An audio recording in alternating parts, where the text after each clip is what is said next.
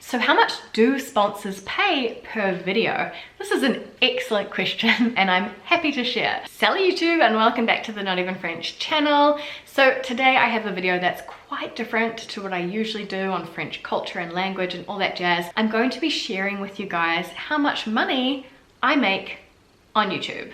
And I'm making this video because 3 years ago when I was thinking about starting a YouTube channel, I would have killed to have this kind of transparency and information about earning potential and what's possible through being a content creator, because it's a real skill, because making videos or blogs or podcasts and editing those and putting it out there and putting you out there and social media management and community management and stuff, it's a real skill that's monetizable. And while I didn't start YouTube for the money that I could earn off it, I was always fascinated by the idea of working for myself, working online, you know, seeing other content creators who do make a living on YouTube and that kind of thing. So it was always sort of in the back of my mind, like, is that possible for me? And so in this video, I'm genuinely gonna share, like, I've literally got my laptop right here to share with you the behind the scenes of my YouTube channel and show you exactly how much I earn from my ads. I'm gonna take the entire year of 2020, so you've got a full year's view as well. And I'm also gonna talk about some of the other ways that you can make money on YouTube and how much I get paid personally. So this could be things like,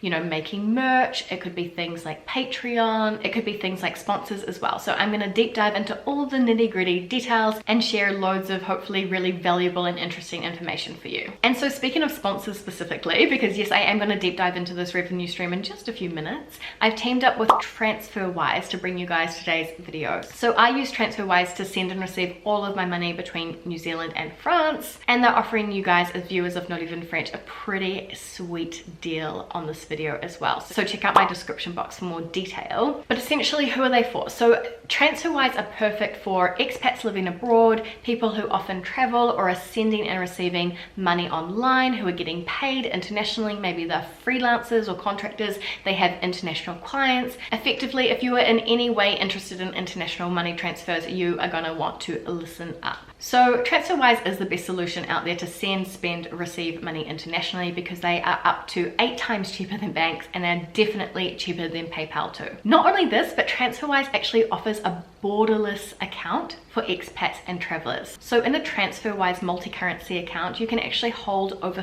50 different currencies and then convert between them at the real exchange rate whenever you need to.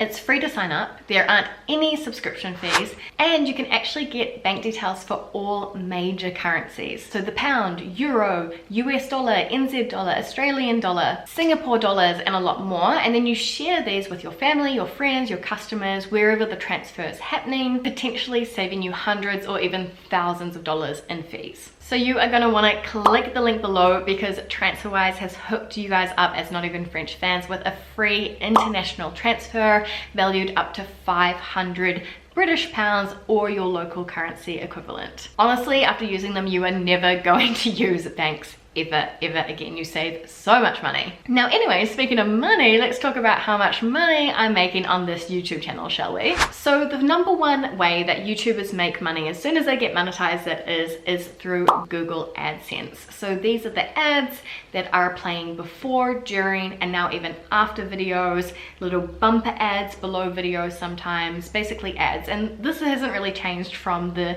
general media landscape, right? There's always been ads on TV, radio, that kind of stuff. When you tune into a channel of some sort, there are ads played on it. We're quite used to that. Okay, so I already made a video on this over on my Badass Careers channel on how much YouTube paid me for 1 million views of my video, and I went into quite a lot of detail about how all of this is calculated. So if you still want more detail, go and check that out. I'll also link it down below.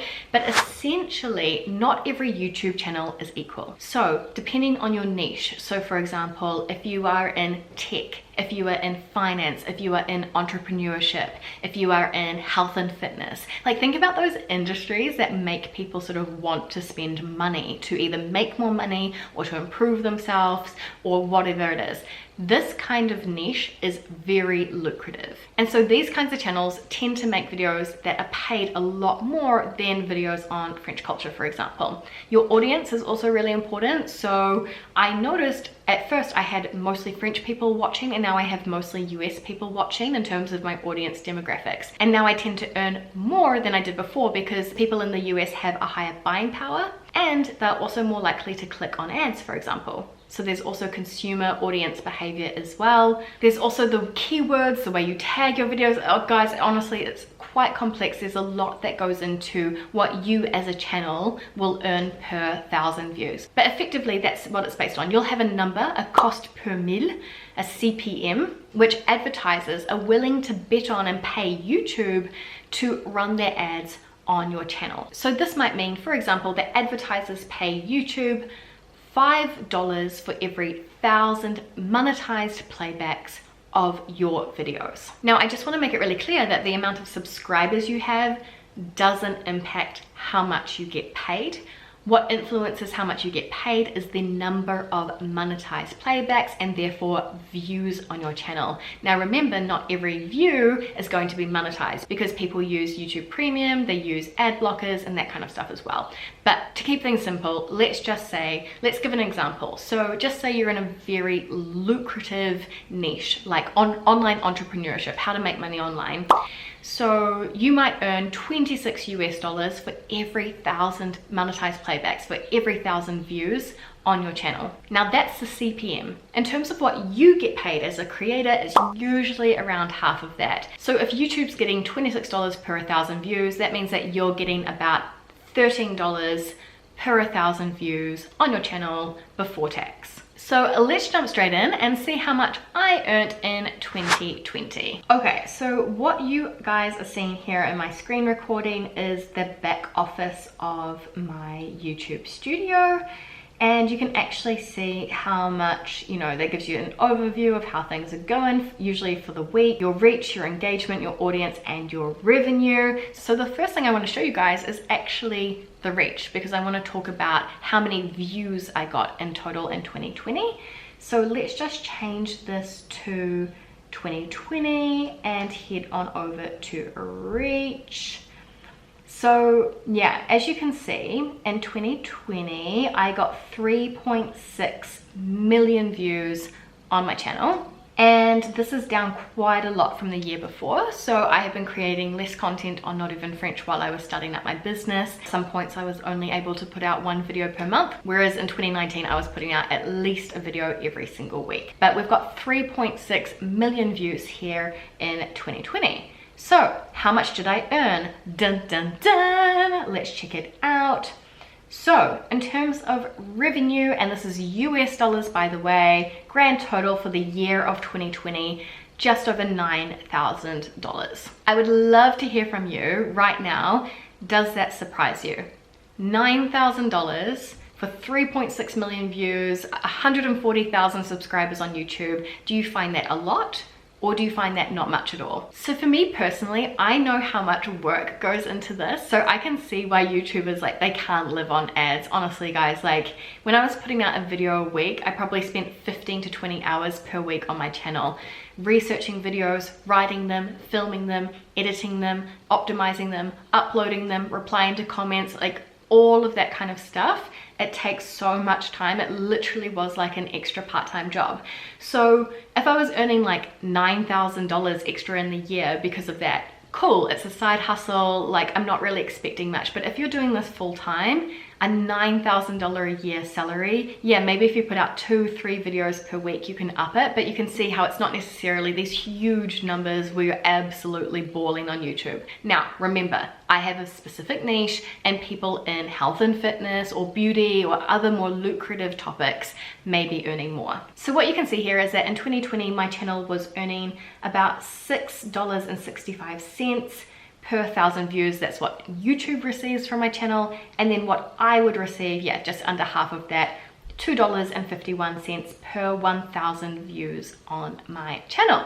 Now, there are some ways that you can up these earnings. So I do want you to know as well that if you're seeing several ads all the way throughout the video. That is a personal choice that the creator has made. You do that in the back office of YouTube when you're uploading the video as well, just so you know. So unless you have millions and millions of views every single year on your channel, or you're in a very lucrative niche, you're going to need some additional revenue streams to be able to actually make a living or make a business out of your YouTube channel. And the second most popular way to make money on YouTube is sponsorships. So working with a brand, in collaboration with a brand, and usually placing a 1 to 2 minute ad for them essentially within your video content. So to give you a little bit of insight into my world, I probably receive about 10 brand partnership offers per week in my inbox. And as you'll know, if you're a long-time subscriber, out of the 3 years of being on YouTube, can you imagine how many brands have pitched me? I work with about 4 or 5. And I work with them because either I genuinely use them as a consumer before naturally, like TransferWise or like Lingoda, for example, or I currently use them and I really genuinely like them.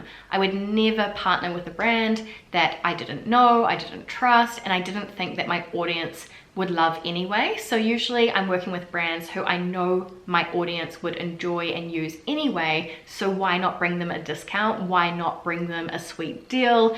Like, I get a lot of messages saying thank you so much for this link, thank you so much for the discount, that kind of stuff, because they were looking into these kinds of things anyway. But I also get a lot of hate for doing sponsorships, and I get a lot of comments saying like, oh Rosie, your channel's not the same anymore, you always do sponsored videos, etc, etc. So I just wanted to clear the air a little bit here to voice my opinion on the matter. So firstly, I think for creators in general, so whether that be media that you see on the television, the radio, podcasts, blogs, there are ads, there are sponsored posts, there are affiliate links, and there's a reason. It's because content creators is a real skill, as I was saying before, and it's one of the only ways to monetize that skill. If you build an audience around content, around entertainment, around education, there's a reason that so many of us need to do sponsorships, firstly. Secondly, it didn't really matter when I was working my full-time job and working at L'Oreal and doing my channel on the side. I didn't need to make money. My life is really different now. I do my career coaching online and I do Not Even French full-time. This is it. And in starting up my business, Badass Careers, you know, it's your first year of business. You're not making a lot of money. You're reinvesting in the business. You're just trying to get started. I needed Not Even French a lot of times during 2020 to pay my bills. And I'm very, very conscious of the fact now that every hour that I take away from my business, that I could be building my business, I could be coaching clients and earning money, I could be working on that. Every hour I take away from that to work on Not Even French, for example, is literally money lost for me at the moment. And so I do have that in mind. And so sponsorships actually allow me to keep doing Not Even French, even though it's not what I do, you know, for my sort of full-time job anymore. It's a passion project, but it allows me to do that because I could not afford the time, 10 to 15 hours a week, to do this for fun when I'm taking that time away from building my business, which I need to grow to be able to pay my bills. And honestly, as someone who's put out over 200 videos for free, like my content is never affected. The content's the same. I'm still researching, I'm still designing the videos, I'm still sharing my experiences, I'm still educating or entertaining. And I think anyone who is doing this kind of thing and educating or entertaining you in some way, just like the media used to, just like TV used to, and they're doing all of this hard work for free, at some point, I do believe that creators should get paid as well. And however you look at it, sometimes having to watch or skip through a 2-minute ad is just part of the deal.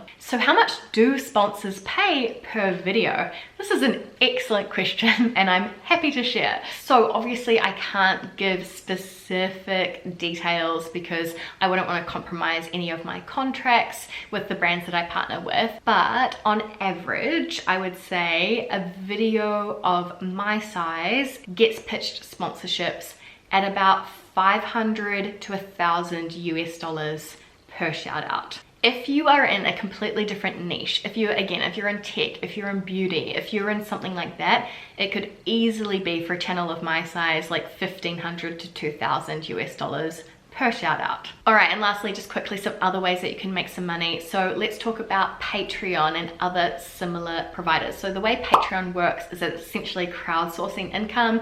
So you get people to sponsor you. They pay you $1, $2, $3, $50, whatever per month for the content that you create. And they usually get to answer polls or interact with you in some way, or get some additional perks or benefits for being part of a special club. And a creator who relies quite heavily on this, as an example, is Jay Swanson. So Jay Swanson is an American based in Paris, and he was putting out like daily videos, I'm not sure if he still does, about his life in France. And if you look at his Patreon, you can see that he has over 630 patrons, and there are different membership tiers. There's $5, $10, $25, and even $50. So if you can imagine that on average 630 people are paying him $10 US per month, he's making over 75,000 US dollars per year just from Patreon, let alone ads, let alone all the other stuff as well. So he's probably running a 6-figure operation there, which is more than what I was earning working at L'Oreal corporate full-time in Paris, by the way. So you can see how it really adds up, and he does a really good job of, especially in the early days, like mentioning it a lot. And obviously, like, all respect to his work, like it's just a different way to make money on YouTube. Another way that people can make money is through selling merch. So I actually gave this a go myself with my site Francophile Designs, more from an entrepreneurial standpoint. Like, I just wanted to see how it worked, and so I flicked some designs up on a drop shipping website. So it means that if people buy one of my designs, they handle all of the printing of that design, the shipping, and all of that kind of stuff. And I made some money on that. It was just a couple of €100, but I enjoyed doing that as a little experiment. And I know that some people make a lot of money off their merch, so their tote bags, their t-shirts, and that kind of stuff. And then the ultimate way, I think, is selling your own products. So if we take another France-based content creator like the Eiffel Tower, so Oliver G and his beautiful wife Lena, who's actually been on this channel. So Oliver wrote a book, and then both of them collaborated on a children's book, and they sell those. For example, they sell tote bags, they sell other things that they've created, prints and all sorts of stuff. Some people sell digital products, digital downloads. So maybe if you're a fitness vlogger, you have a meal prep checklist, I don't know, for $2, and you sell that. Some people sell coaching services, online courses, all of that kind of stuff. So I think when you have your own products to sell, that opens up a whole new floodgate of opportunities to make money on YouTube as well. So guys, I hope that you've enjoyed learning a little bit more about YouTube behind the scenes, earning potential, money, all of that kind of stuff, things that people don't usually talk about. If you have any questions whatsoever, don't hesitate to ask me down below. I'm more than happy to keep responding and keep this conversation going. And otherwise, I'll catch you back here next week on the Not Even French YouTube channel. A bientôt!